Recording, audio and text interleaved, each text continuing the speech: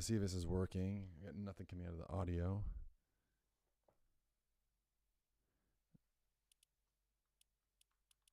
Yep, we got some PS5 audio happening. Got my audio on top of it. It's looking like we are smooth sailing now. All right, let's just adjust some settings real quick. There we go. We are all set up. Looking nice. And let's get right into it. So here's what we're doing. We are 11:30. We're gonna go to 12:30 for sure. Maybe even to 1. The goal was to get the green Power Ranger, which I think I'm pretty close to. I might even go a little bit beyond that and see if I can't work towards that white Power Ranger. So I'm really close. But the goal was to get the green Power Ranger. The season ends on Halloween, so I'm gonna need to have this finished. Otherwise, the Power Rangers are gonna go missing. Remember, I am the Smiting teacher. Sounds weird saying that. What does that mean? I used to teach AP art history. Let's get this game loading into what's loaded in this game. Then I can just talk. So I used to teach. I have been a teacher my entire career. This is actually my first year I've taken time away from teaching, and I'm happy to talk about that. I will absolutely talk about that. Pretty early in the stream for a sip. But I used to teach this course. I used to teach AP art history, completely unqualified to teach it. But it was really fun in one of the ways. Simpsons Fortnite event popped up on the screen there. I'm pretty excited for that. One of the ways I would teach, I completely taught it differently than I think anybody else has ever taught it. No big deal. What I would do is I would just look at the pieces of art, and then we would rate them on a, as like put it on a tier list, and then say if we liked it or not, and like would pick pieces and draft pieces like fantasy, sports. So it was a really cool experience for me to teach that course for years. Now, so Smiting teacher name comes from like my favorite piece was probably like King Armor's palette. King Armor's I guess hand raised Smiting. So the joke was that every piece was better. And it works out pretty well for me. So, all right, let's try to get some of these quests done. We definitely want to damage opponents with a Swarm Strike, so we know we're going to want to buy a Swarm Strike. We know where one is, which is in the OX headquarters right here. Let's go ahead and go there, and then stage 2 of 6, break open hive stashes to find traces of a Swarm energy signature. No idea what that is. Gonna have to figure it out. I almost completed the quest to get the van done for one of the Scooby-Doo people, but one shy of that. So we're gonna go there. We're gonna try to get this. We're gonna try to get this done. Simpsons mini event. I love the little alien thing. Here we go. Hopefully I'm getting all my audio is pretty well. So I'm gonna lower the audio in the game just a little bit. Dropping in phenomenal game last night. Dodgers, Blue Jays going to 18 innings. I'm not sure if people are watching baseball out there, but if you are, if you're not sure why people are so obsessed with Shohei Ohtani, who's obviously you've seen featured in this it's my playable character. All right, here we go here. Get this.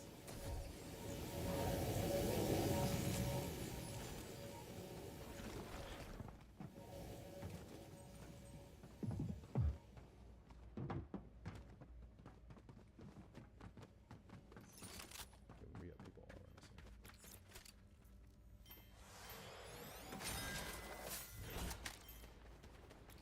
So we know this is a quest too.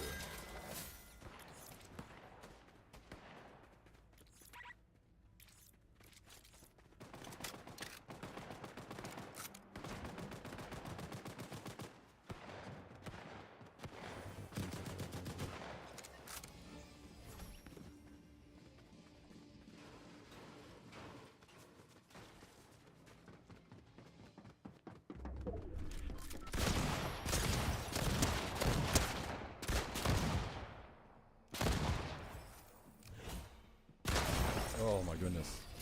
It actually startled me. Alright, there we go. That was a bad start, but that's what you get for this. It's not going to be good.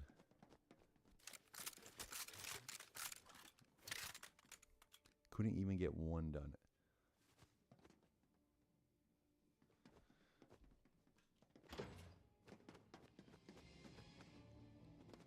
kind of interesting being home when I would normally be at school, obviously teaching, and so I think more schools need to have esports programs. I think what's really interesting about schools is that we put so much emphasis onto like in athletics, like obviously, which is great, huge component of that, and it ends up tying in, ends up sinking in a bunch of people into school, right? Like people who play sports are like, there's a bunch of studies done about people that play sports, right? You could say like they're more successful in life. You could say that they have higher self-esteem, like whatever the studies like, tend to show, which is, it tends to be true, right? But I think if we look at like things like esports is a huge avenue, like a huge area where people could get into sports or could get into like feeling the same benefits of essentially like playing sports. Now, obviously not the physical nature of it, but in terms of like feeling like you belong and having something to go to school for, that's what I'm trying to really say, and I'm doing it poorly. I think more schools need to have esports. The problem right now with getting esports in schools is that most of these athletic directors and administrators are just too old, and they just don't understand what video games are. Like they still see video games as like Nintendo, right? Like the idea of like the original Nintendo, or original NES or SNES, whatever you might call it.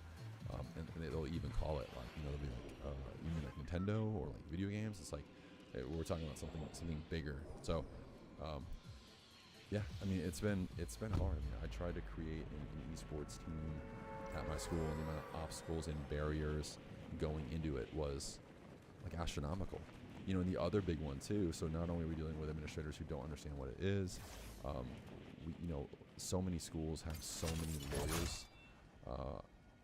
Now, like schools just have a ton of attorneys all the time, and then you're looking at like, how do I supervise this? Like, I have a bunch of people who are now going to be around kids online, or kids online now have to be supervised, and that leads to bullying, and that leads to all these other issues. And unfortunately, what schools do, and I'm sure your school was the exact same way, or your school, or wherever you are listening to this. What they do is they simply say, oh, like this could potentially be a problem. If like we have the wrong person in place, and if we have the wrong person in place, and they do stuff that they're not supposed to do, then the school's going to be liable. So instead of taking steps to like to essentially like prevent that, what they do is they just don't operate. So they'll be like, you know what? No, we think that there's going to be a bad egg, and because there's going to be a bad egg, we're not going to allow esports to actually be a thing. And it's a shame.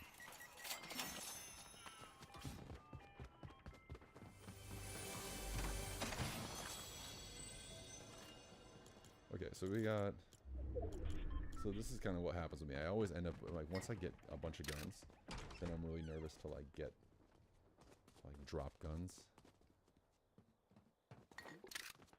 So what I would like to see is I would like to see schools be more active in creating esports programs. Like, there's tons of funding around for it.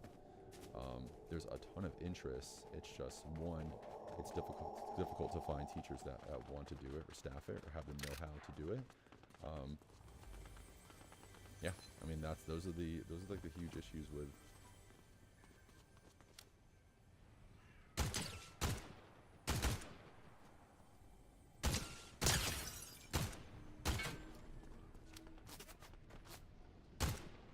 Bot. Okay. Anyway, bot doesn't get my call.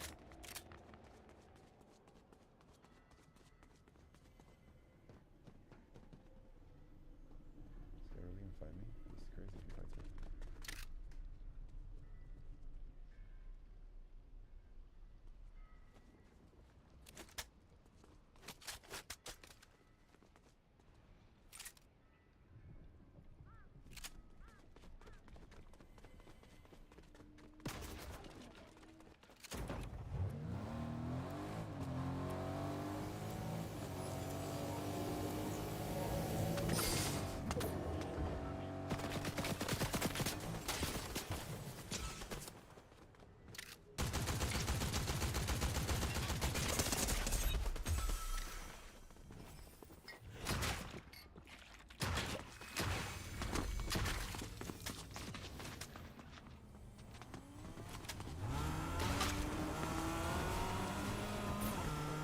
Okay, got out of that one. Gameplay has been atrocious.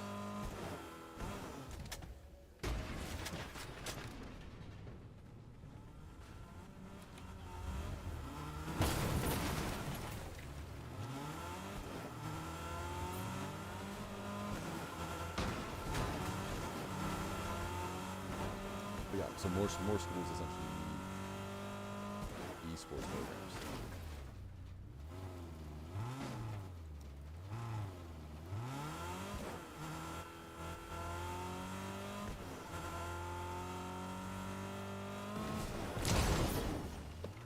Pretty cool if I got that quota.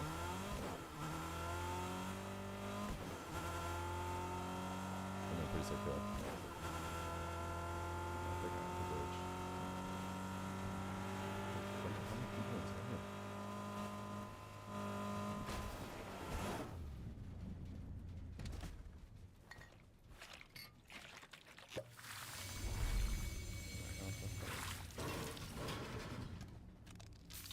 Guy right there. There's a lot of people here.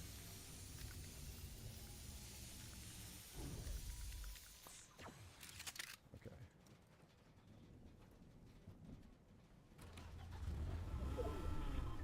Okay. So anyways, it's a huge problem.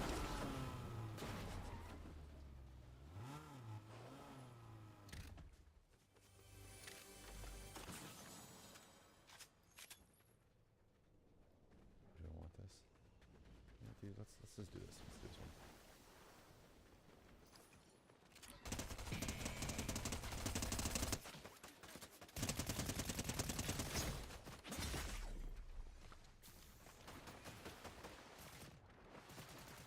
Not cool, dude.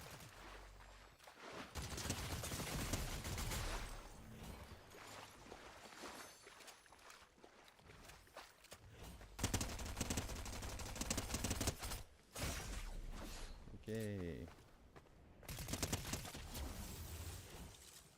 Alright, get some points for that. Should get some points for that.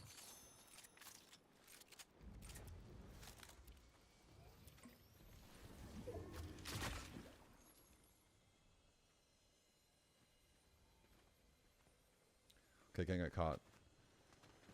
Kind of caught in the middle of all this when I was discussing, pouring my heart out to the idea that we need more esports and more activities for kids in schools, which we absolutely do. Right? Like, it's crazy to me what we offer kids in schools versus what they actually want to be doing. And why not provide the means to do this, right? So like the school that I taught at, there were so many kids. There's so many kids at school. Like if you're young, then you probably don't care about this unless you're one of these kids. But if you're older, if you're a parent, like you have kids, man, it would break your heart to see how many kids actually eat lunch alone at school. It's a shocking. I don't even know why I do that. It's a shocking amount of kids that are eating lunch alone at school. There we go. Let them know I'm here. See if they come back and want that.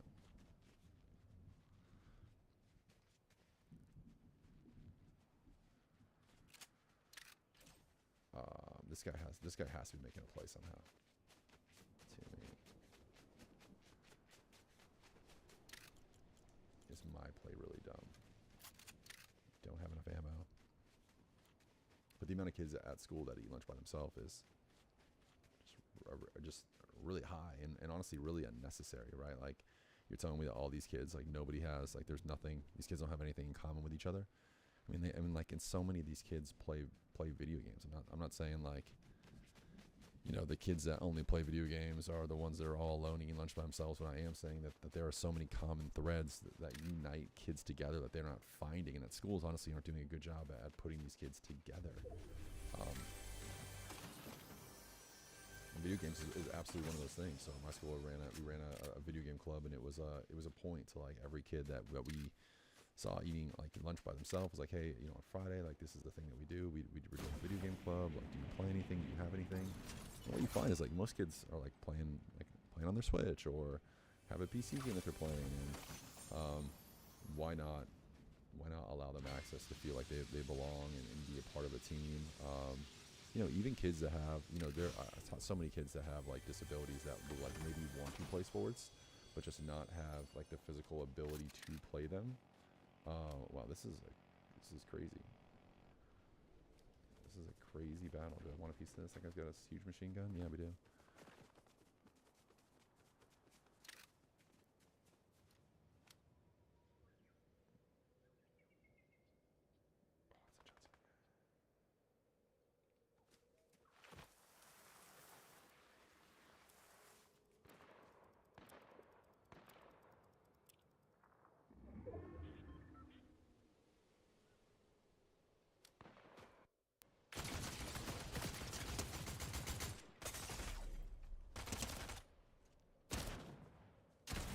my god, I'm just so bad at that.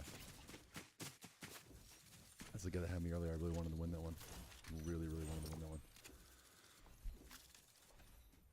So that's my little passion about esports. I hope he gets wiped out here.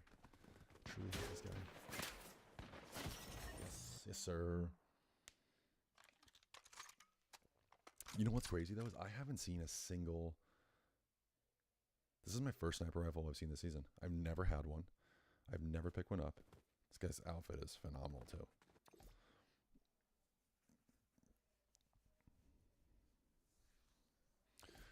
So I would love for more esports to be happening at schools. And what's crazy is if you look at like schools and areas around you, there's like a bunch of esports leagues, and you can look and see who is signing up for it and who's not. There's so few schools that are actually doing it, even though a lot of states are sponsoring it as like a sanctioned.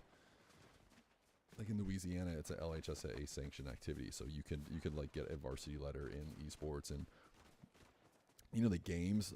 I don't think the games are honestly like the best games, but like Smash Brothers is one of them, and a ton of kids at my school were super into Smash Brothers, and yeah, it'd just be cool if they offered more of that. I can remember going to both an administrator and an athletic director and asking them about esports, and honestly, kids showing up and being like, we want to do this. And so many times in schools, again, the answer is always no. It's like no. It's not even like, hey, how can we make this happen? The best administrators I've worked for, and I've worked for some really good ones, and I've worked for some really bad ones. The best ones are trying to figure out ways to make things happen, and the worst ones like simply say no. And really, like, that's kind of what it comes down to. And it's really interesting to think about that. Like, to think about, like, what makes somebody a good administrator versus a bad administrator is essentially whether or not they're willing to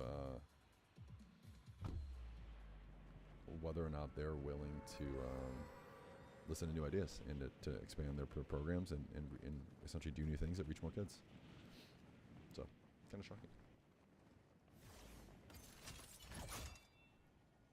Oh, that's sick. The umbrella's coming out sideways.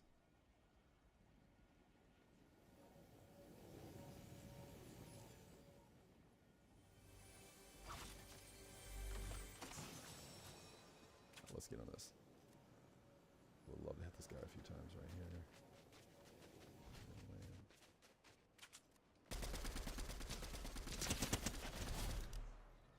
I mean, that was really good shooting. Is that cheap? That's what I want to know. Is it cheap to shoot somebody who doesn't have a gun when they first land? Here's my take. Here's my answer to that question. It's not cheap. And it's not cheap for me. It might be cheap for you. It's not cheap for me because I'm bad at games. So if I were good, then it might be cheap. I wish you could do too. I wish you could shadow briefing hunter. What does this do? Grants a weapon and temporarily enables. Let's do it. Damage players with any weapon to try to. Okay. So shoot a player, attracts them.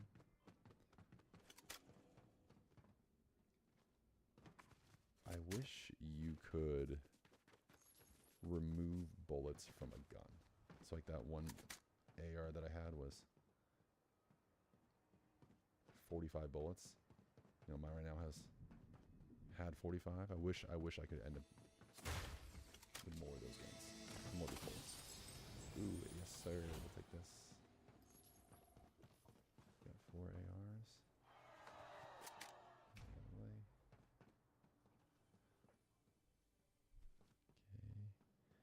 I think there's a guy in there.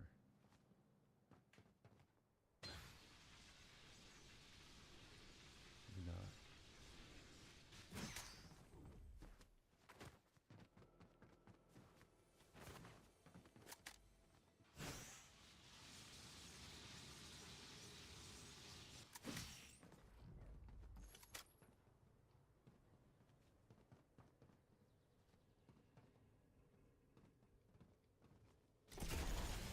The other thing that's really crazy, talking about the same thing again, is that when I think about schools, like, it's the thing that I know the most about is schools. I've been in them really forever.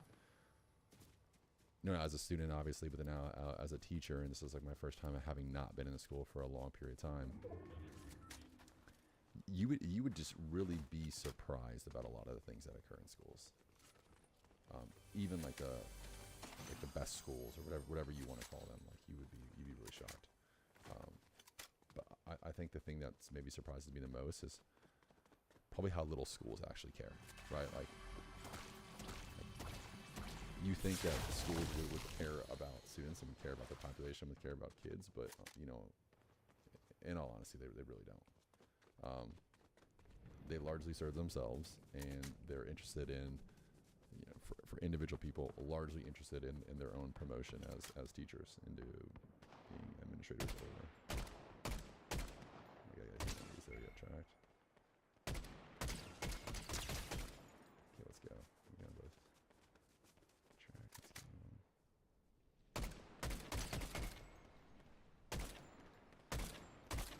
Holy crap, this is really bad. But we got both tracks, so we're good. These are absolutely two bots.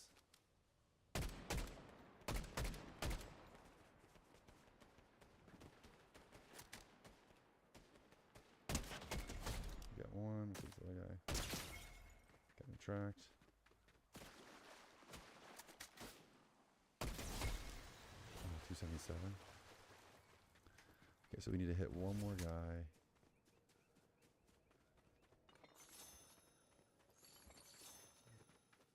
Hit one more person to get that 300.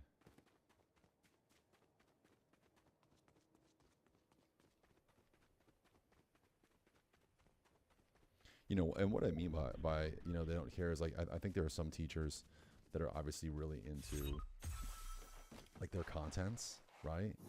Like I've always thought like there are really, I think there's like there's a couple different categories of teachers, right? There's the teachers that are really that love their content and are really good at teaching their content, essentially. Like they're content teachers, right? And like these classes are usually like you learn a ton, and you can tell the teacher like knows a ton about this content. I think for the most part, this is not, if you've had one of my classes, this is probably not how you would describe my class, and I'm not saying that like in a negative way towards myself. Then you have teachers then you have like the other group of teachers that are like really good with kids, and they just like connect with kids. Okay, I need to find somebody here. Badly. And they're like their value is essentially in finding these relationships and making connections with students, right? And like that's 100% the type of teacher that I am. And then you have like the teachers that the really rare teachers are the ones that are really good at their content, and the ones that are really good at forming those connections. Those are like the best teachers, and those ones are probably the ones that you mostly remember as being your favorite teachers. And finally, you have like your worst teachers, which are the ones that like are not really good with content, and dang, I failed this one, and are also not good with students. And those are the ones that most kids usually complain about, right? Like the really bad teachers. And what's really interesting is when you like talk to teachers, there's a guy over here, but when you talk to kids about teachers, right? Like it's insane to me. So it's insane to me that we don't allow students into the evaluation process of teachers, right? So like I as a teacher get judged on, let's do boingy thing, slow this down, throw it down right there, we'll do boingy thing.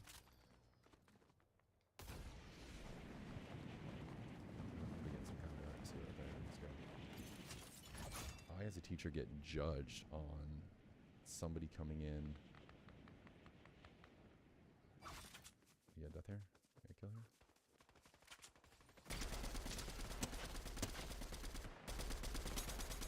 Both these. Not a bot. 100% not a bot.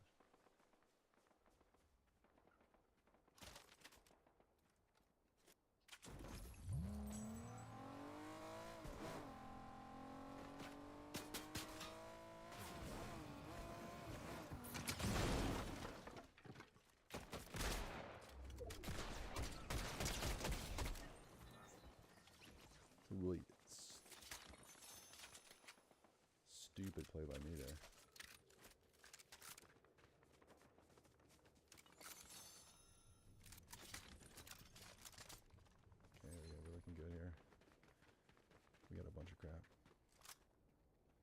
I don't have my stuff set up. Okay.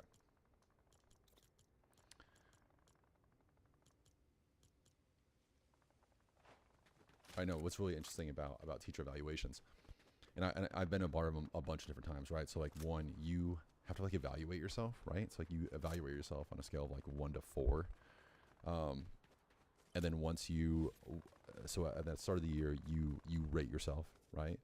And then you get like assigned somebody to come in and supervise you. There's a lot of gunfire right here.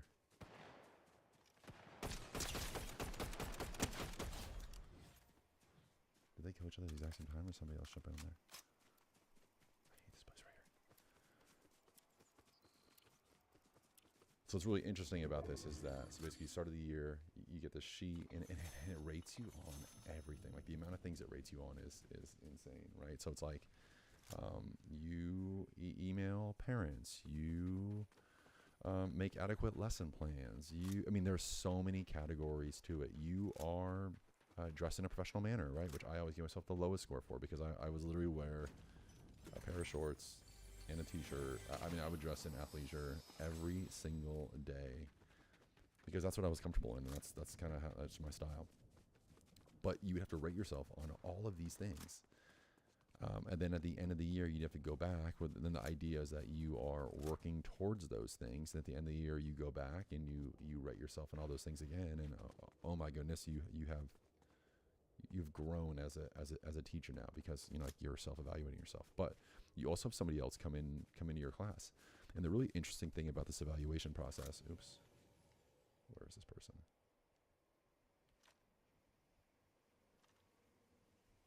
The really interesting thing about this evaluation process. Oh my God, does that guy see me? He had to see me.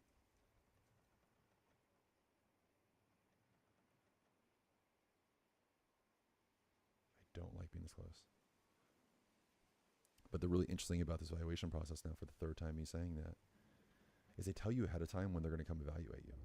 And so like anybody, I'm telling you, anybody can make a good lesson. Like everybody out there who's like, oh, I can never be a teacher. That might be the case, like on a day-to-day basis.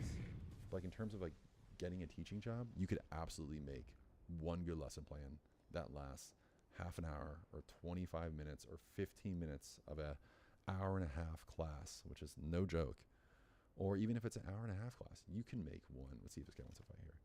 You can make one good lesson plan, and that's what you're evaluated on, and that's what they give you all your feedback and like whether or not you need to improve. Oh yeah, I would take the gold one. That's what they give you. And so do you actually get better as a teacher? No, you absolutely don't get better as a teacher. Kind of just spilling all the stuff as a teacher. Like the only thing that makes you get better as a teacher is if you have this inherent want to get better as a teacher. If you're like, hey, what I'm doing is not working, I'm gonna change it up. Ooh. Okay, let's see what this guy's gonna do.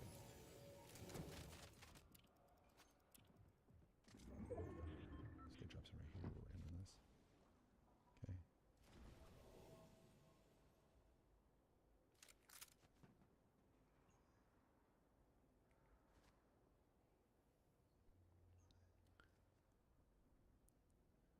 But what they make you do as a teacher is then they'll be like, okay, the way that you're going to develop, the way that we're going to professionally develop you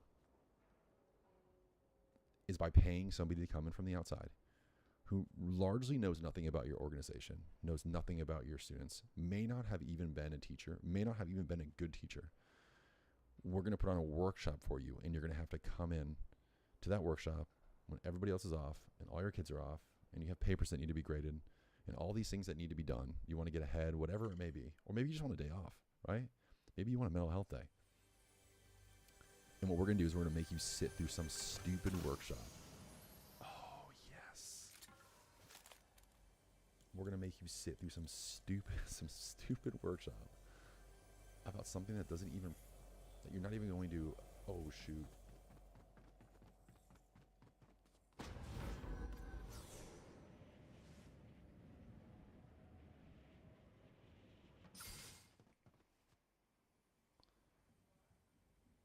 We're going to make you sit through some super workshop on something that doesn't even pertain to you, that you're not even going to use. It doesn't even fit your class style. Like that's the crazy thing for me, is that at the school that I taught at, at multiple schools, like they all preach. Actually, I'm gonna say every school does this. Every school preaches this idea of differentiation in the classroom. And so differentiation is this idea of like not everybody learns the same way or essentially needs the same amount of help. So what you have to do is you have to make like a bunch of different tweaks to your lessons to make it like more accommodating essentially for every single person, right? Like this is a good thing, right? Like you want your material to be accessible by a wide range of students with a wide range of abilities, because that's what classrooms are built like now. Like classrooms are largely not leveled. I've worked in Cherry Creek School District too, and they do have some like advanced classes. I'll say like there were plenty of kids in those advanced classes that were only in advanced classes because their parents like pushed them to get in those advanced classes. So like the notion of attacking and probably get smoked. I'm gonna camp out here while I finish the story, but the notion of you have to be. Ooh.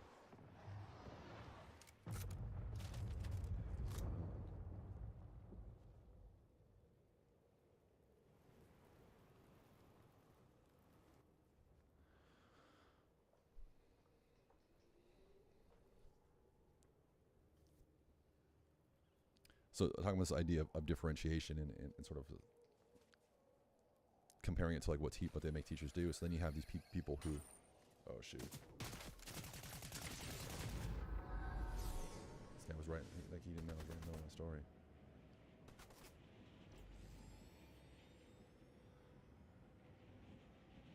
It's like, dude, let the guy just tell a story because it's so interesting. Oh shoot, I'm gonna come this way.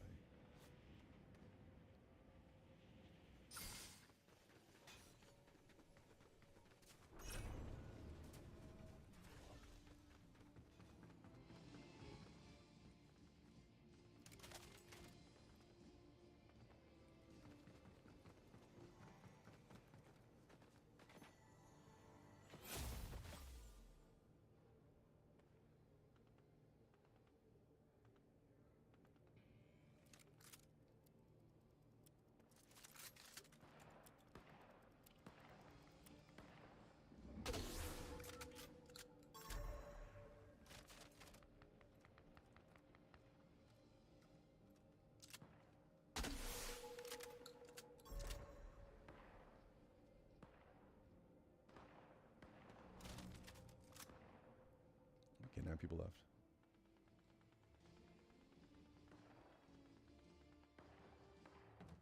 But so what they ask teachers to do is they ask teachers to, what they ask teachers to do is differentiate, right? They're like, differentiate. How can like kids access, your material? There's a bunch of different ways. So if you're like a teacher that's found this and you're like, wait, how do I do this? How do I differentiate? It's like a bunch of great ways to differentiate. And I think that the big one is like technology, honestly. It's like technology can be used to differentiate in so many different ways and make things so much easier for you as a teacher and then also for you as a student to access material. We have Daenerys is tired of hearing the story. But then they ask you to come in and they're like, okay, come into this PD now. Come into this PD now and listen to how this and then apply it to your classroom. It's like, well, wait a second. If this isn't the way my classroom is built, then me being forced to do this thing is sort of the opposite of differentiation, right? But it's done from the administrative level, who's paying for the PD, which is crazy because the amount they pay for PDs is absolutely nuts. Get a guy right here.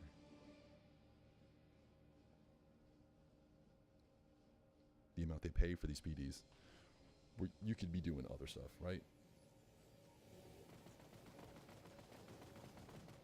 Is there a bunch of battles right here?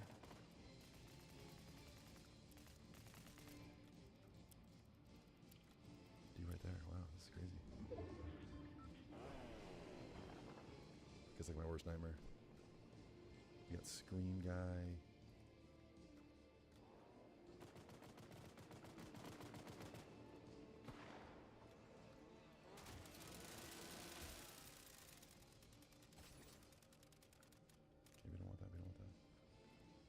Okay, we don't want that. We don't want that guy.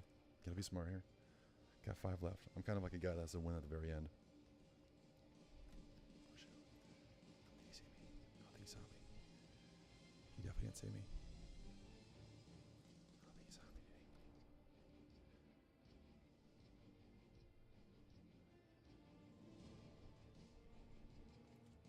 case he comes up those stairs, I don't want to be right there.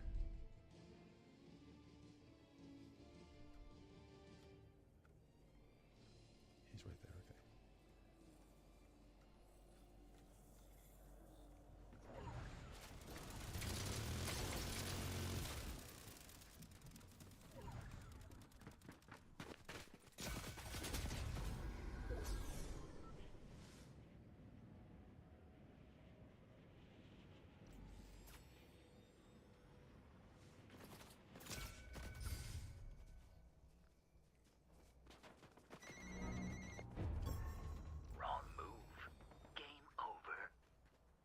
Why is it wrong move? I have no idea what to do in time. I'm terrified.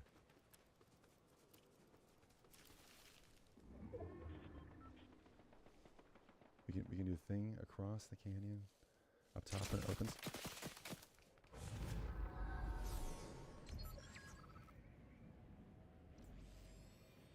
Okay. You have 4 left.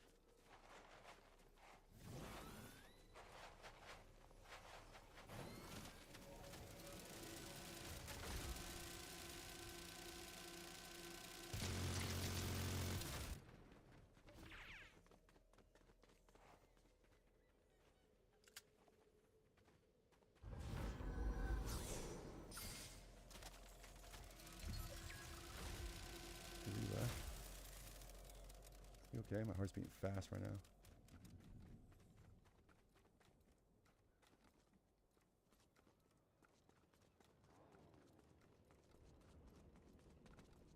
Okay. Heart's beating fast. You got this one right here? Okay, we got him right here.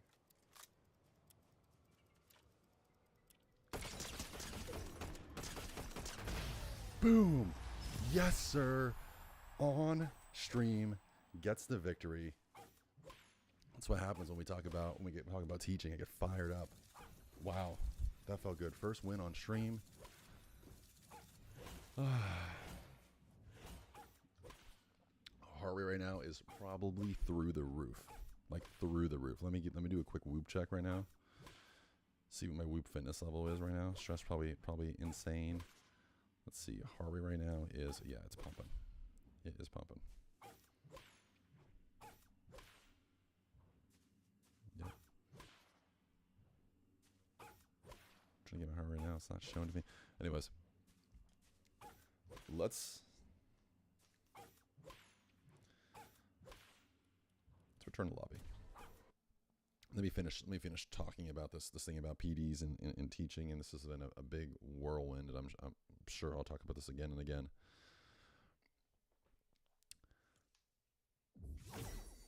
And I don't even know how I got down this path. I mean, I think I honestly got down this path just talking about like the need for esports and how we got 3 to claim, which is going to mean we're going to get it. We're going to have it. Bam. Which means now I'm going to be able to claim the green Power Ranger. So successful. But instead what we're going to do is we're going to go over here. We're going to claim these V-Bucks. If you're like, what? He said he was going to go to the green Power Ranger. Now I'm going to go to the... I'm going to try to get that white one. Okay, so we're going to try to get them all. All right, let's go again. Now the pressure I have on me, I hate playing with the Victory Crown. I'm going to land, I'm going to drop it. No, I'm not. But we're cruising right now. Okay. So, back to the whole story about teaching and all that good stuff.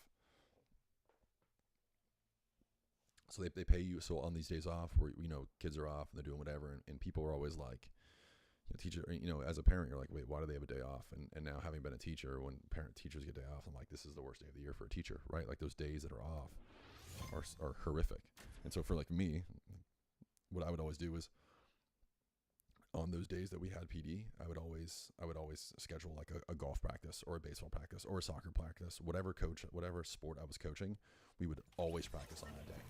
And we would practice, and I would practice on much as that day as I possibly could and not have to go to the professional development, because it wasn't professionally developing me at all. And so like that's how essentially, and for a lot of teachers, this is a really sad thing, sad reality for a lot of teachers. That's the only way some teachers are like actively like getting better, is essentially looking at those professional development slides, or doing those activities where you sit in a group with a bunch of random people and have a talk and discuss feelings, wherever it may be. That's the only way some teachers are getting better. And you know, like, and that sucks. Like, that sucks to have kids that are in those classes, and that's the way teachers are getting better. Now, also, there's like teachers who are phenomenal, who are looking to get better every single day and improving and changing all their good stuff. All right, let's try to go somewhere and die so I can end this. Let's go to OXR again, because I want to get that one challenge, which is get that revolver and eliminate people with that revolver. So maybe we get that revolver, we find some bots, we knock them off. So I think that's where I stand. That's where I stand with teaching. So when people are like, what's really interesting about, people ask like, well, like why did you? Oh, is that a storm strike? Oh, Scooby Snacks, dang it. People be like, why did you leave teaching? And they'll be like, oh my God. They'll be like, oh, it's the kids. It's like, no. I don't know a whole lot of teachers that are leaving teaching because of the kids. Like, teachers are leaving teaching because of all the other stuff. That makes it really hard to be a teacher.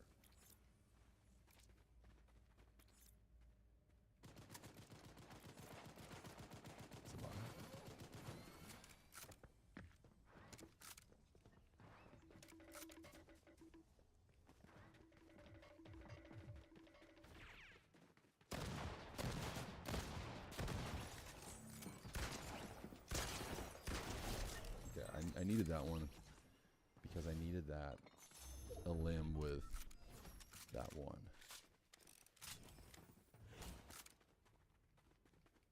Okay, I want to get this one done. Let's go. Okay, so I've got 5 minutes to damage a bunch of people, so I got to get into it. This one kind of breaks the idea of me getting a win here. From high. Okay. I'm about that. Let's go. I'll make some play. Yeah, come on, make some play. Slide on down.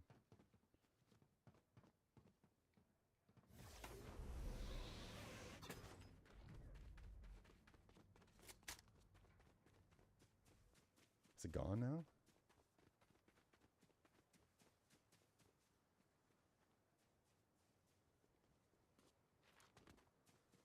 This guy's got a laser.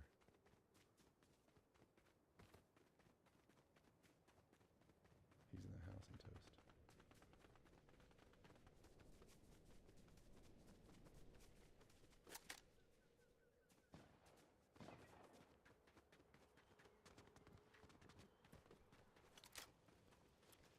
People always say, like, you left teaching because of, like, the kids are getting so bad. It's like, no, dude.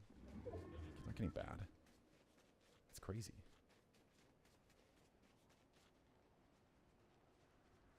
Like, the big thing that's changed is like the structures of schools. It's getting harder and harder to just work with kids. Right? Like, there's more and more constraints on your time as a teacher. Like when I go to, like, it's really important, like, when I send my kids to, like, when I'm establishing, like we live in New Orleans.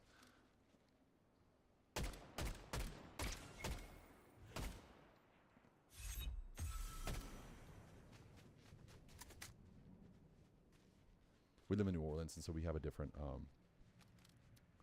like, school structure.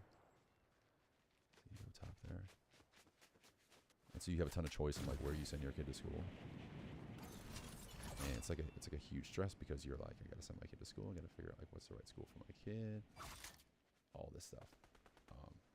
You know, and one of the first questions that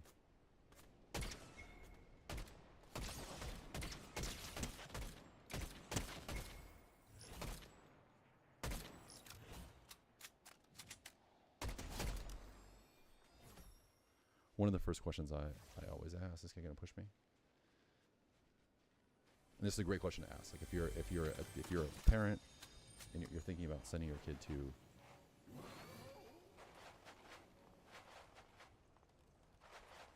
a school, one of the first questions I ask.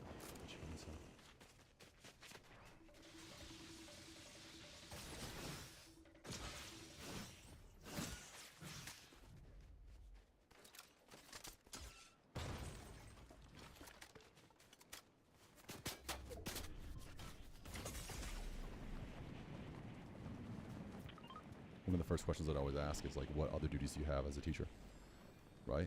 And like nobody will ask that question, like unless you've been a teacher. I'd probably say even if you are a teacher, that's a question you never ask. Like, what other duties do you have as a teacher? It's a great question to ask.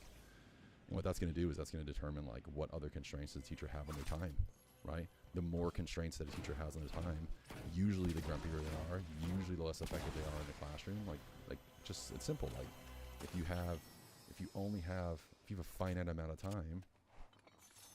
If you have a finite amount of time and part of your time is spent doing lunch duty and doing before care gates and after care gates and all these things, you're a less effective teacher because especially as you get older, because then it's like, all right, well now I may not have all the energy that I had before, and I may, especially if you have a family, you're like, well, I just can't do the same stuff I did before because now I have a family. I know it's certainly true for like me, and so I'm speaking from like my own experience.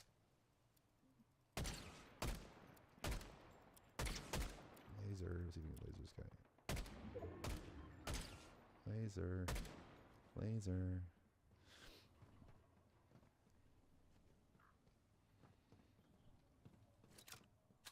And that one guy's gonna win it. But so the big question I would ask is like, what other duties do teachers have? You know, and what you really want is you want teachers spending all their time you want teachers spending their time with your kids, right? You want teachers who are, you know, going above and beyond in the classroom, right? And so, like, what does that look like? What does an effective school look like? Clubs. You want schools that have clubs. It's wildly important. What's crazy. I actually worked at a school that like the club system was like, it was just kind of starting, but it was like you'd have kids be in 5 clubs a week, right? Every single day at lunch they would be in a club. And it's like, what does that tell you about the population? What does it tell you about the kids? That there's not like PE, right? Like I ran a badminton club. I ran a badminton club like 1 day a week. Or actually, it started with 1 day a week, and then there were so many people who had interest in it that it grew to be multiple days a week, and it was awesome. Okay, so this guy's right here in the bushes, a little coward.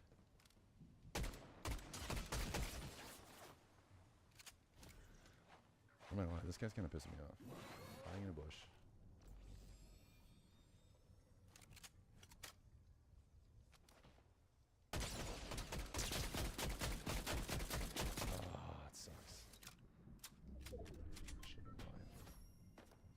Please come up this.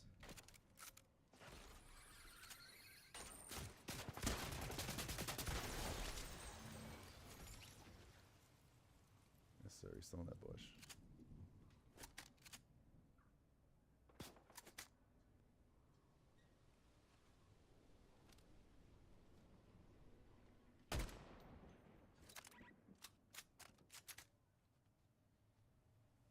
He knows I'm there. I know I'm there. It's a good little battle here. I'm annoyed at him. I'm going to get the blue gold. Bing, bing, bing. Go back. What we could get.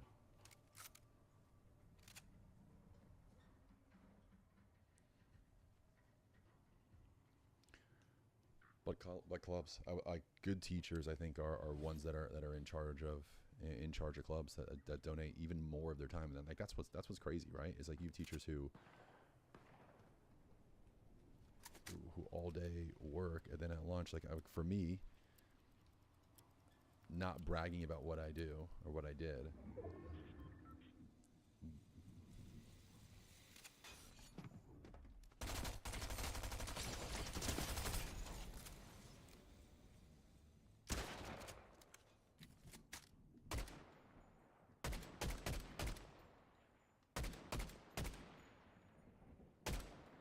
This is crazy. What is this? This is insane. That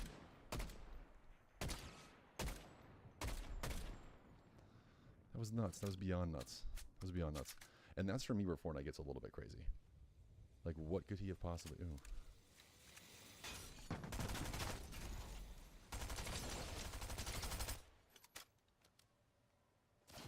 What? Guy still shooting me from the bush? Oh my god.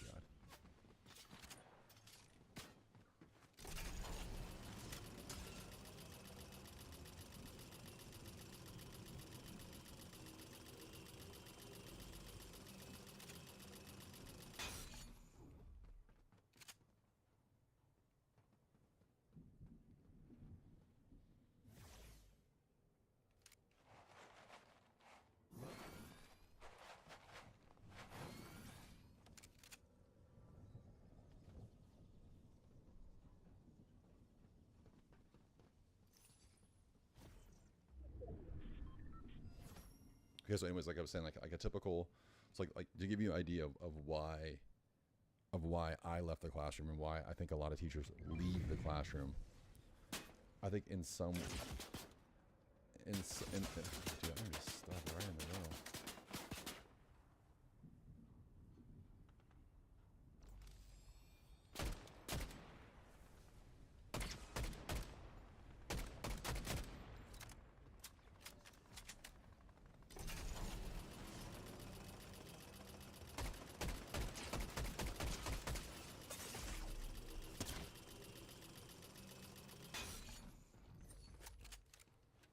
This is a crazy battle.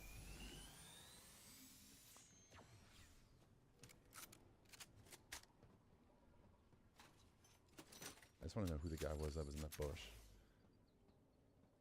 I just want to defeat that guy. That's all I want. If I lose this game, no problem. If I defeat that guy, absolutely no problem.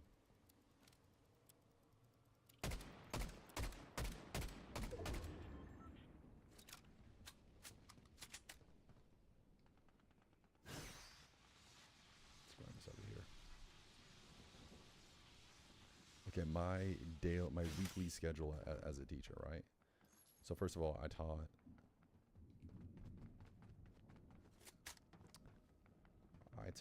how many different subjects did I teach? I taught AP psychology, and that was a really tough one for me. I took that one because like I'm an AP Gov teacher. That's what I got hired to do. I had to learn how to teach that course, and it takes time to learn how to teach a course. You know, people don't think about this enough. Like, you know, schools basically have to offer certain courses, and a lot of those schools, they don't have qualified teachers to teach these positions. And I would say, like, my first few years teaching AP Gov, like I knew so freaking little about government. But then over time, no idea what's happening there. Over time, like, you get better and better, and it takes you, like, I really truly think it takes you 3 to 4 years to be able to, like, learn the content, get the pace of it down, make adjustments. And then the problem is they're always changing the course.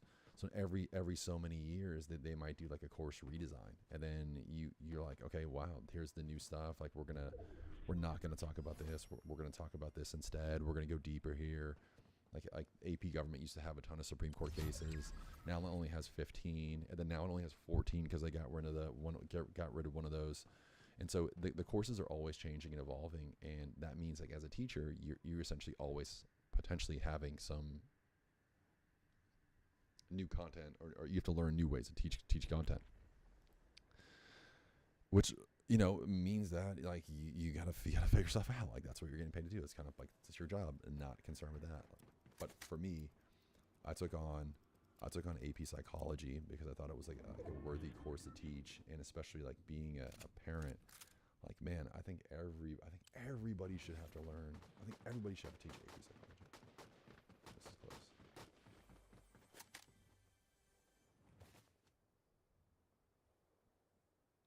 guy know me? Yes. Maybe helping I ran the right direction.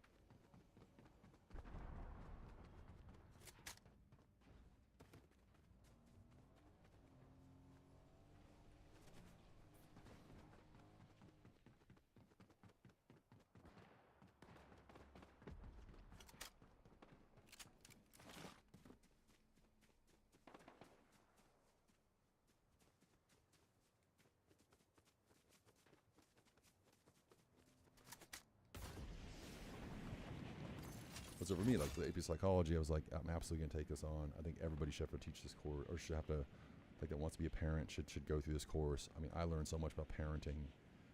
It was so valuable to me to just understand like what goes on in different phases of your kid's life and whatever. All these different things I think make this course like a meaningful course to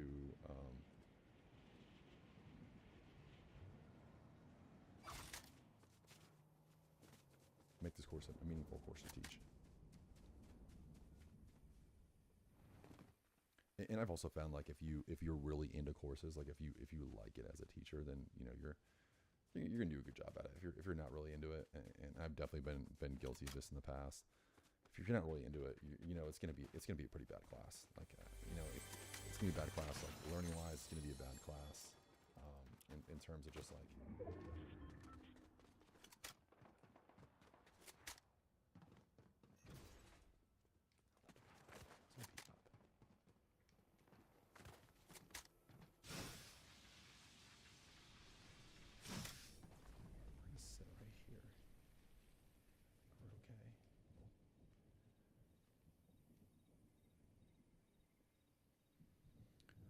So I taught AP psychology, and last year was my first, or 2 years ago was my first year teaching it. And what was really hard about AP psychology, I should get the Scooby snacks, was that after my first year they redid the course. So it was like, okay, it took me a year to kind of like feel my way through it, and then year 2, which I should be getting better, was now essentially a new course, which is like now that first year it doesn't really even matter. So after that, I taught AP art history because, you know, I had a friend who, you know, he fought really hard to get AP art history made, which is insane to me that you have to fight hard to get AP art history made. So you get AP art history made, so we got it made, and then, you know, he ended up leaving the school, and I didn't want, you know, the course that he fought hard to create to go away. My wife was also an art history major in college, so I was like, you know, this could be a cool way to like, you know, like another area to just talk about. We got a guy floating around up here.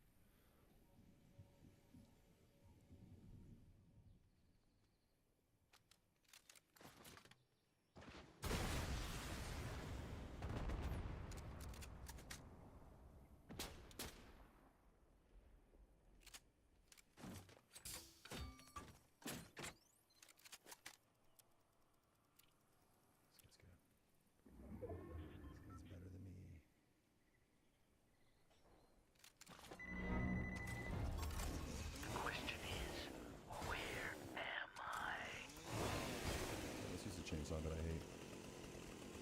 So I taught AP art history, and I taught AP psychology, and then we had enough kids sign up for AP government. They needed an extra segment.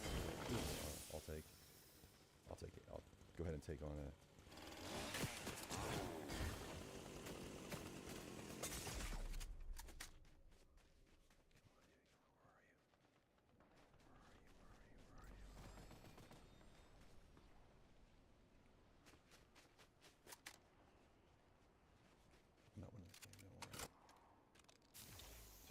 So I took on dude's right there.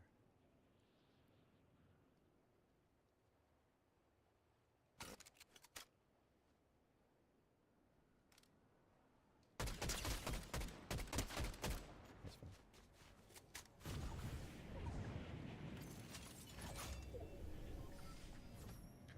Launchpad over my other launchpad. It's my original launchpad.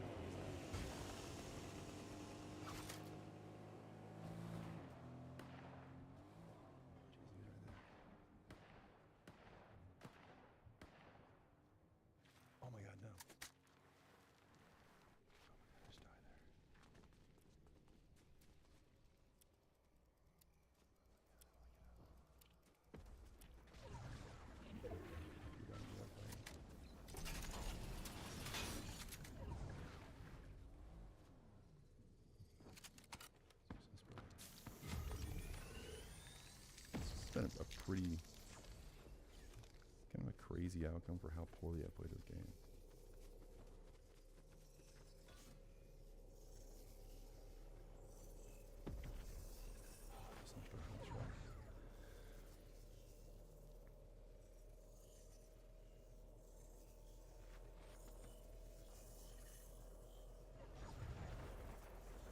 Okay, so now so I've got one section of AP government. I've got two sections of AP psychology. I've got one section of AP art history. And see, like that's a lot of prep. And again, this is going to the question of like why are teachers leaving, right? Battling here.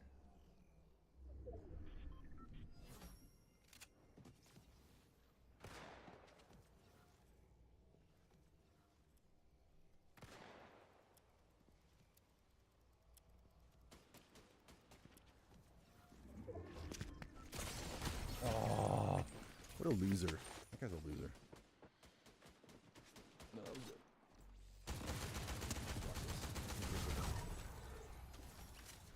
Jumping around like an idiot.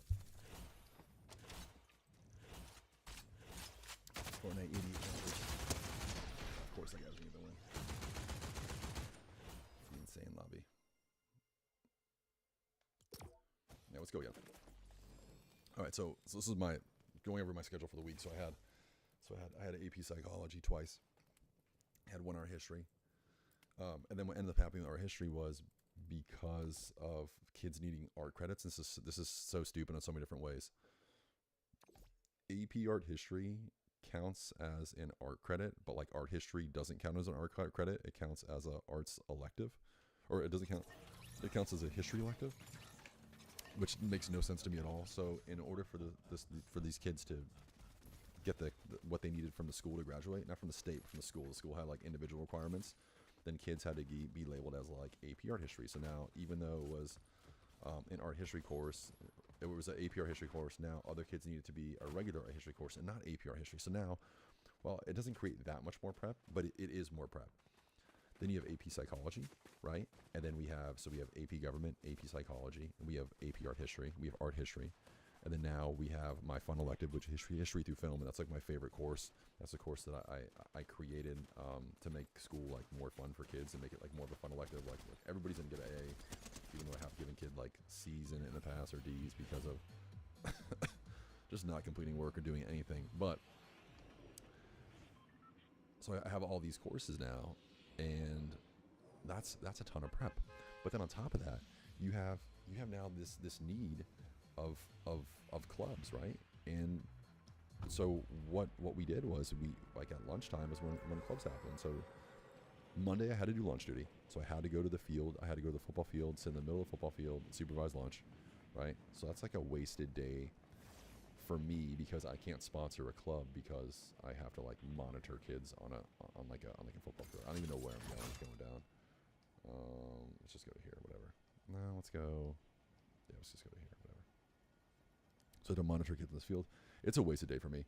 And I can explain this further, but it's just I could be utilized in a much better way than standing around in the middle of a football field telling kids to like pick up their trash and do stuff like that. It's just not a good use of my time.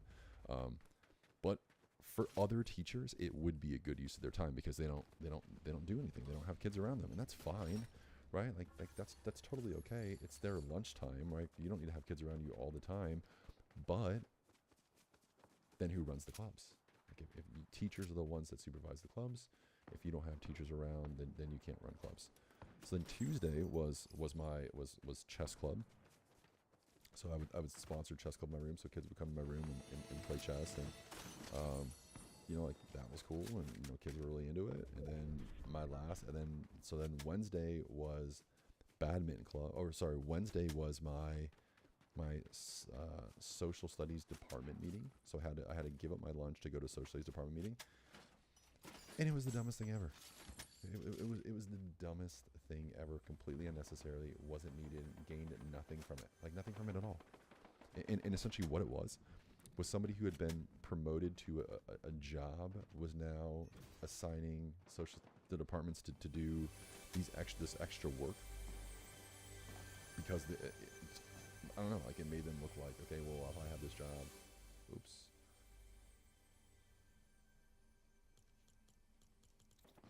I need to essentially show why I have this job. So here's this asinine work that you're going to have to do. That's not going to benefit you at all. It's going to serve you no purpose in your classroom. why don't you get that done by the end of the quarter, every single quarter, right? So you can obviously see, like, so when I talk about why am I leaving the classroom, why am I frustrated as a teacher, I'm not talking about the kids at all, right? And I'm only on Wednesday. Like, that's the thing. It's Wednesday. This is a school week. Wednesday. I'm annoyed. I have this meeting. So historically, what I've done is I've decided, like, hey, you know what? I'm not going to go.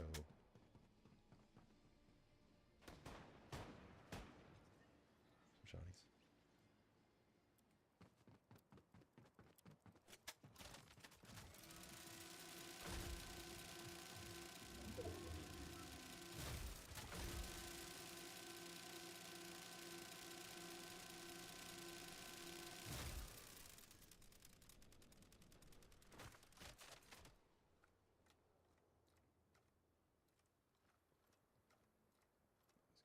That would be such a good idea.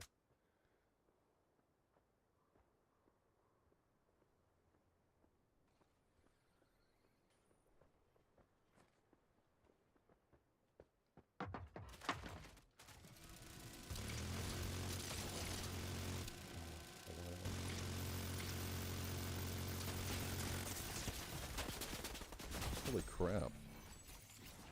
I'm in the pro lobby here. 100%.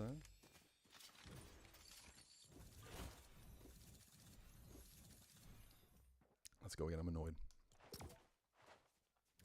So anyways, so Wednesday. So I've already outlined my Monday, Tuesday. So Monday I don't get a lunch, right? Because I got to go to my planning. I got to go to stand in the middle of the field for 45 minutes, right? Then I come back in, have to teach class, and whatever your planning period is, I guess would be considered your lunchtime, which is crazy, right?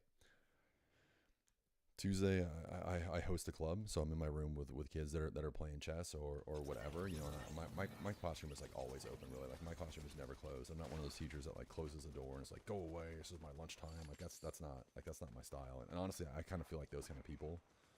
I understand needing those days once in a while, but just those kind of people shouldn't be teachers, right? Like, I understand it's your lunch, right? And I have no problem with you wanting to eat your lunch. You know, if there's like a couple days a week that you need it, or a day a week that you need it. But in all honesty, I feel like you know, kids want to spend time with you. Kids want to be around you. Like, that's kind of your job, right? And like, that's what's hard about teaching, is like, that's the burden, the responsibility that you have, is like, this is a job. You know what you're signing up for when you sign up for it. Like, you know, I think you should want kids to want to be in your room. Anyways, so Tuesday I have kids in my room at lunch, and then Wednesday is my social studies department meeting, right? And what do we do in there? We do nothing, right? Like people show up a little bit late. People show up at all different times. It's a waste of 45 minutes, and man, do I hate wasting time. It's probably my biggest pet peeve, is wasting time, right? Like, I could be doing something so much better than what I'm doing, but instead I'm wasting my time at this department meeting in which like the leadership in the department will even be like, hey, this is a waste of time. Like, I don't know why we're here. We have to meet. Otherwise we wouldn't be meeting, but we have to meet. Like, what? We have to meet, therefore we're meeting? That's crazy. You talk about what and do what? So what I did was I made badminton club on Wednesday, and dude, what a nightmare for badminton club, because it meant that we went in the gym, and this was like a lot of people, you know, like some teachers didn't like that we were in the gym, and it's like, why? Like kids want to be in the gym playing sports during lunch. Why is this a big deal? Tell me why that's a big deal. And if you're like, oh, the gym floor, it ruins the gym, or blah blah blah blah blah, like get out of here, get a new gym floor, right? Like it doesn't ruin the gym floor. So Wednesday, I ended up never ever going to a history department meeting, and just doing badminton club.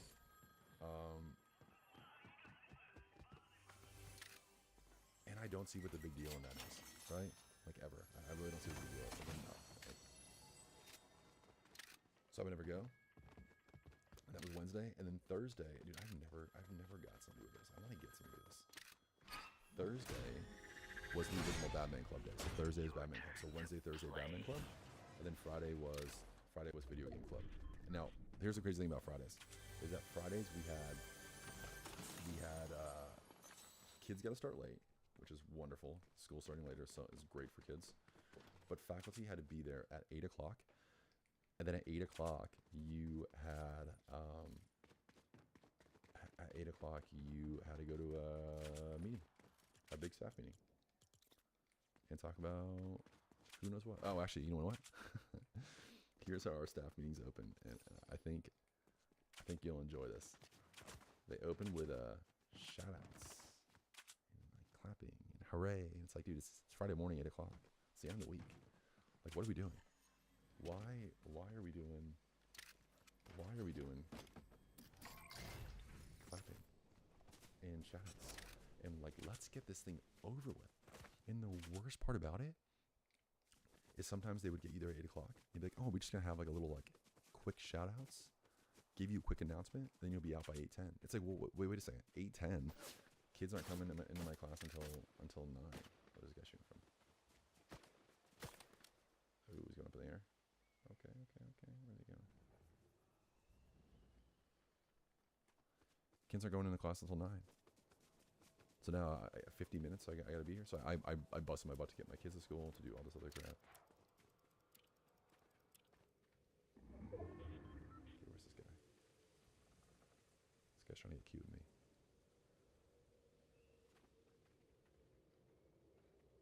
There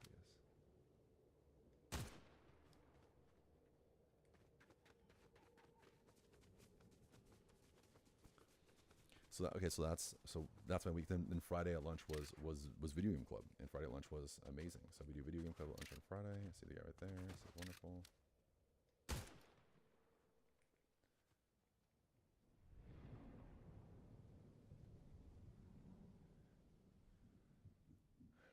And video game club was just awesome. It was 45 minutes of lunch. You have a ton of kids in there, all bringing their Switches, playing games. It was amazing, right? And the sad thing about it is, when I leave, or when teachers that sponsor these clubs leave, like what? Here we go. There we go. Like, who picks up these clubs? Who picks up like what you were doing? And that's like the really hard part, right? Like, I can tell you that like once I left,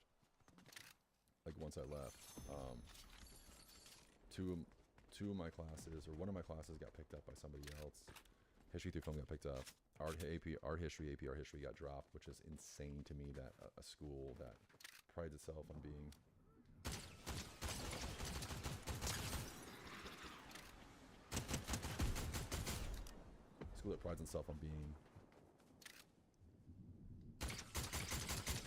oh jeez. Who's this guy? Does he suck? Ooh, something. Okay.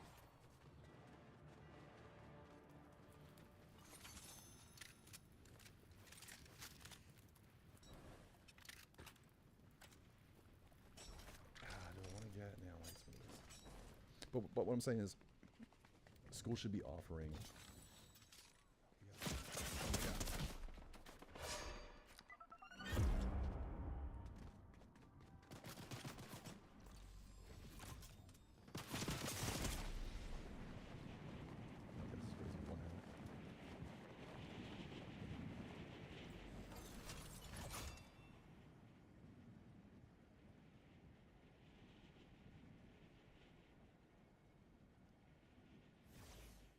Saying is that schools should be trying to. I don't know what I'm trying to say. One health. This is nuts.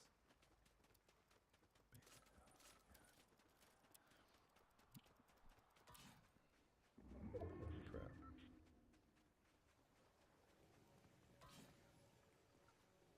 If I got this win, this would be crazy.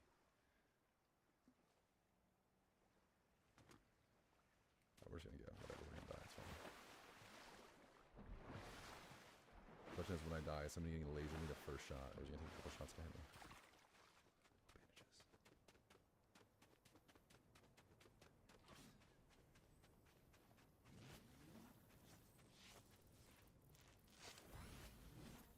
All right, so that's my week, right? And then if you want to get really like, wow, that's like a rough, that's like a lot. Like, you're working every single day, and like people generally like crap on teachers, right? They're like, people like you, like, I'll say this, what you're signing up for as a teacher. Like, like, I know that if I become a teacher, I'm not gonna make that much money, right? Like that's kind of like why I think a lot of people look down upon teachers, right? Like the idea of like you don't make a whole lot of money, right? But then a whole lot of people like revere teachers, because it's like you're not, like you're doing this job and you know you're not getting paid a whole lot of money for it, but you still do it, right?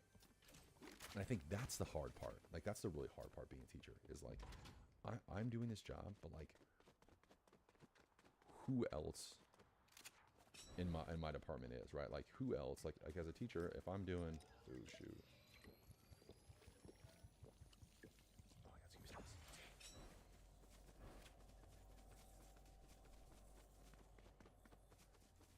Like if I'm sponsoring all these clubs and I'm coaching all these sports and I'm using my time a bunch of different ways and it's benefiting kids, then my time and somebody else's time, a teaching time during the day is not the same. Like I shouldn't be asked to cover classes. Like that's the other huge thing. Like every school that I've been at, if a teacher is sick, then you are asked to cover the other teacher's class. And so again, like if you're not a teacher, you'd say like, okay, like so that means you gotta like work a full day, and normally you don't have to work a full day. It's like, no, that's not how it works, right? The idea of if I have just now, so take Monday for instance, right? Monday I have lunch duty, so I work my first 2 periods, and then I have my lunch duty, and then I teach my 3rd period. So now I've been literally going all day. And then finally, now I have some time off, and then I get asked to cover a class. So now that's my 4th period class. Now I'm covering class till 4:45. That means that I've been with kids from 8 o'clock to 3:35 without a single break, with a break that doesn't last more than 5 minutes. And that break that only lasts 5 minutes, you need to be supervising kids during that break. It makes zero sense how that works out, especially for a teacher who, you know, my coach. Then if I go coach after school, now 3:35 I leave, I go to wherever, at the sports field, the golf course, whatever it may be. And now I have kids that I have to watch and I have to supervise. And so it's like, where is my break, right? And that's kind of like the crazy aspect behind like essentially teaching and you know why people leave teaching.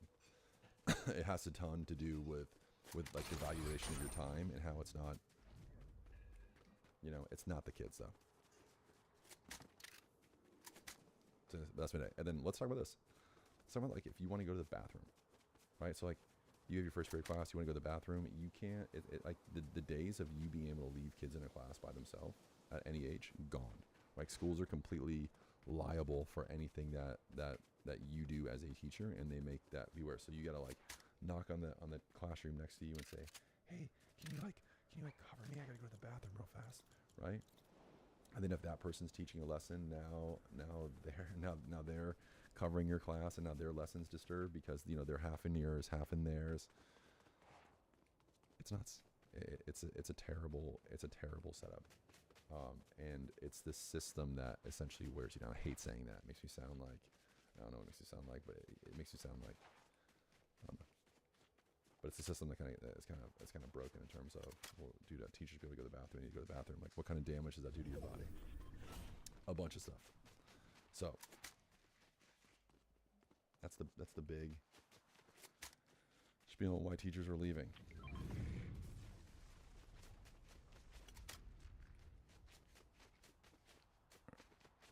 All right, we got 19 people left. Would have never thought I'd come back to 200 health. 250 health after only having one single solitary unit of health. But we're moving.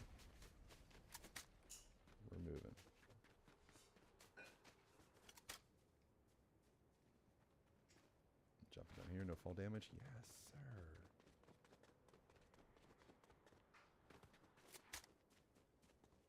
Okay, sky just turned blue there. Not sure if that's somebody doing something or what. Some gunfire. Is it up top? I'm gonna go up top. I'm gonna go up top just to be safe.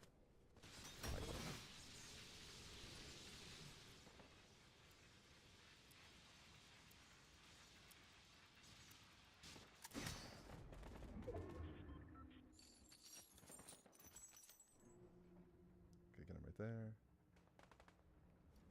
Gunfire right there. Gunfire right there.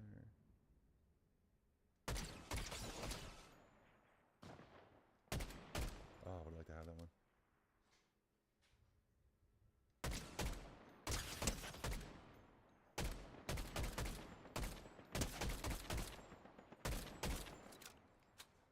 shooting here at the end. Kid goes downstairs. Okay, guy sliding out the back.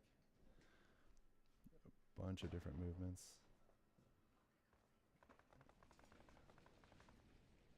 Shave off day.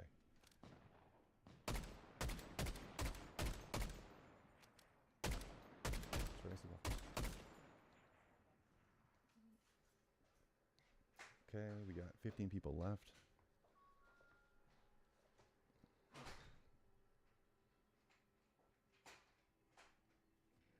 Well within the storm circle. So anyways, that's kind of like my big spiel about teaching. I know it kind of got a little diluted at the end. My wife would come in and was kind of doing stuff in the kitchen and trying to arrange pickups and everything. So we're gonna blame it all on her that it didn't make a lot of sense. But that's why I really left. So so if you said like, why did you really leave? One, physical constraints in my body, right? Like the idea of like not being able to go to the bathroom when you want to go to the bathroom as you get older, like it does just wreaks more and more havoc on your body. So it's like, dude, I need to go to the bathroom when I have to go to the bathroom. I need to not go next door and ask. I need to just be able to go, right? I need. Shoot, that was a mistake, guy, right there.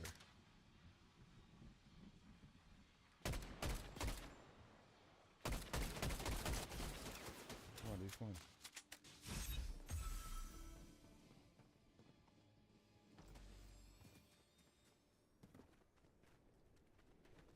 I'll never hire a person. Bandwidth's dropping.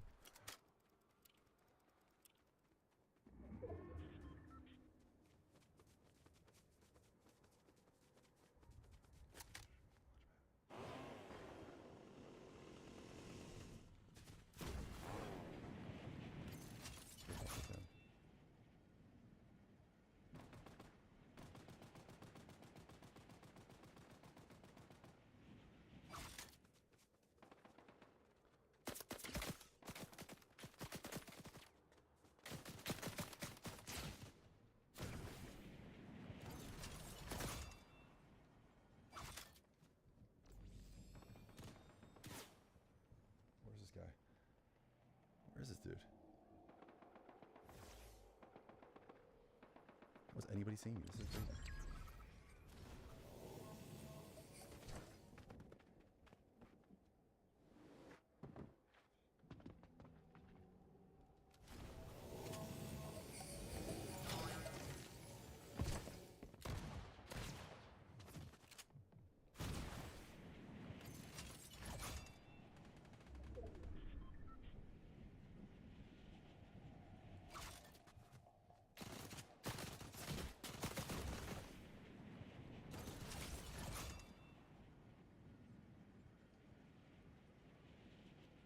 Gotten some really good battles of recently. So like that's my teaching schedule. I know this has kind of been a long way to get to what my teaching schedule actually is and why it's so hard. That was my teaching schedule. So 5 days a week, I'm basically doing stuff. Oh my God, I'm doing stuff every single day for every single period, every amount of time, and I'm spending it with kids, and I love that. Like that's the whole point of it, right? Like I'm there to be around kids, to be, you know, the teacher that I always wanted my teachers to be, and some of them were. Like shout out like my best teachers, like Mr. Clausen, Mr. Hansen. That's oh my God! Okay. They froze there. I didn't know what to do. I feel like I had to do that.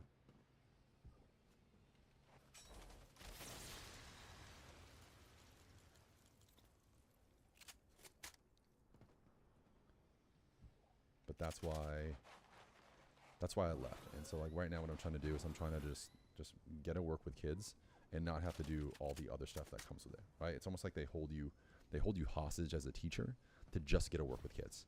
Now I'll say this, like I worked in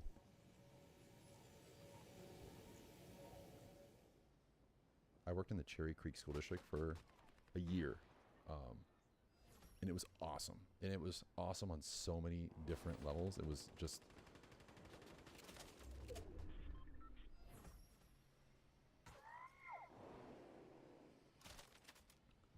you know, they did so many cool things there. It was so innovative. It's one of those school districts where if I could go back, I would have stayed there if I could have. It just the guy right here.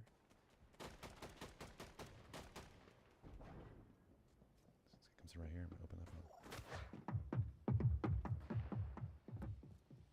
Yeah, but he's up top. Where's this guy? Is he up top? Careful, two guys. Got a guy over there. Got two guys there. Does that guy see me over there running around the screen mask? There's only 6 people left. If that guy goes around up top and looks down, I'm dead.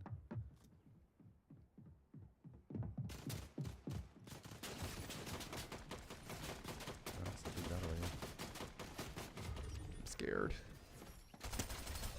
Okay. 4 people left. Cowardly? Absolutely. Absolutely, but that's my bread and butter.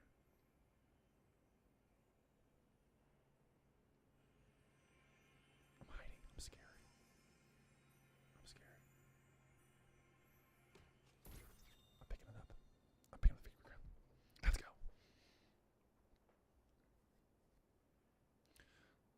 But working at Cherry Creek was awesome. They had so many different policies, and you know, like you had to be at school every single day at 8, and then you had to leave, and then you didn't have your first kid. Oh, this guy right there. Does he see me?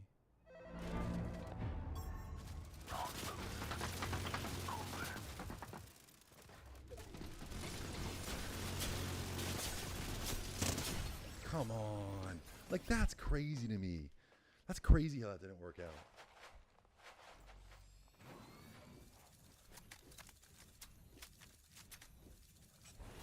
That's insane. Do we go again? No, let's go back to lobby. Let me end this. We'll end this stream with just what was so cool about Cherry Creek was that, you know, you got there early. You had to get there. My school had to get there at 8 o'clock.